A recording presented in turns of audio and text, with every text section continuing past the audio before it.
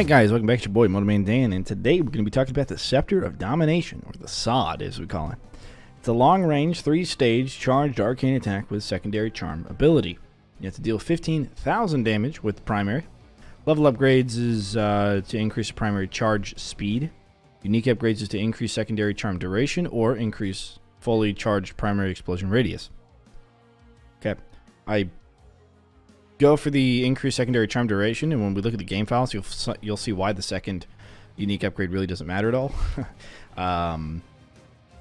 It does a little bit, but it's really not that great. The secondary charm duration is quite the difference of power. As far as a level upgrade, so this is one that you can easily skip the level upgrades for. You really don't need it because where the Scepter of Domination shines is its attack speed, and pressing and holding, unfortunately, does not auto-attack. You have to click a bunch to auto-attack. It would be the one weapon that I would actually suggest using an auto-clicker for, if you have one. Because its real power shines with the speed and the damage, of course, that you can do, but the speed, certainly, from the Scepter of Domination. Yeah. So that being said, let's just jump into the game files. Alright, first we have the Scepter of Domination attributes.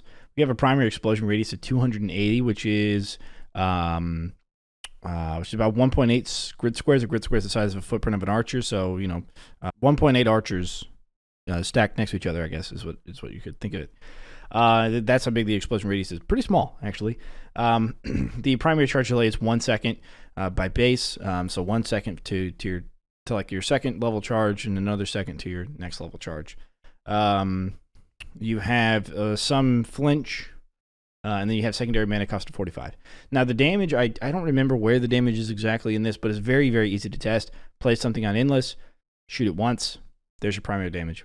Press and hold, shoot it again, there's your primary damage with like charge level 2. Do it again for charge level 3.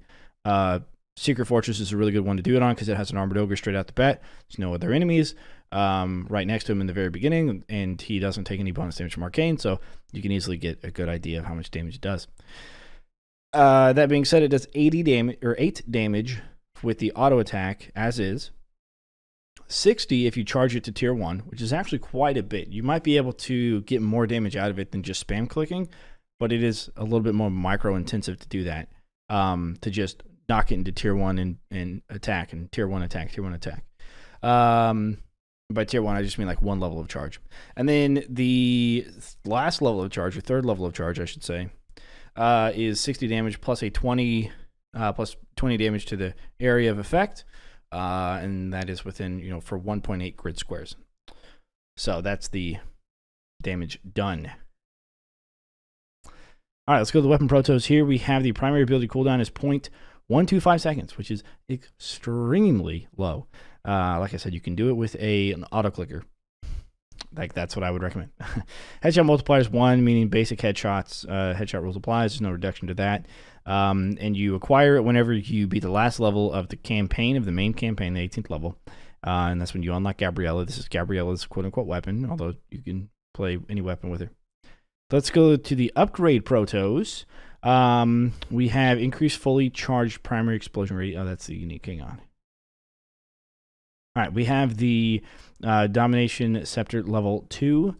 This is to increase primary charge speed by, so overrides it to 0.85 seconds instead of 1 second. And then again to 0.7 seconds, and then again to 0.55 seconds. So it's almost having the amount of time it takes to press and hold and release, and press and hold release, to get that level 2 charge, I guess, the first charge that you get after the auto attack.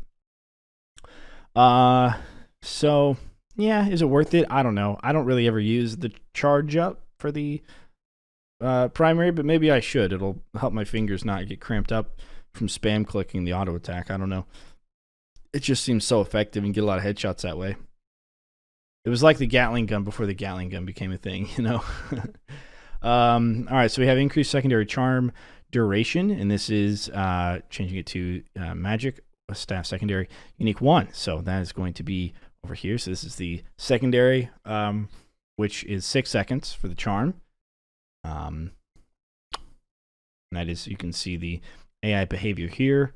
to be charmed. So that's fake charmed. But then the unique 1 is charmed, but this is 10 seconds, so it's an additional 4 seconds of charm timer. And then you have the increased fully charged primary explosion radius. This is what's really weird about this is it's an override to 350. So we saw here that it's 280. This is overriding it to 350, which is just taking it up by 0.5 squares. Not exactly, but basically 0.5 squares. It's taking it from 180 to 350. I may have said 250. I mean 350. If you divide that by 150, 150 is the unit of measurement. It's like 1 grid square is 150 units of measurement. So that's going to be 2.3 squares, which means you're really only increasing it by about 0.5 squares between the two. So that's really not a lot. This is half the size of a footprint of an archer. I mean, that's really minuscule.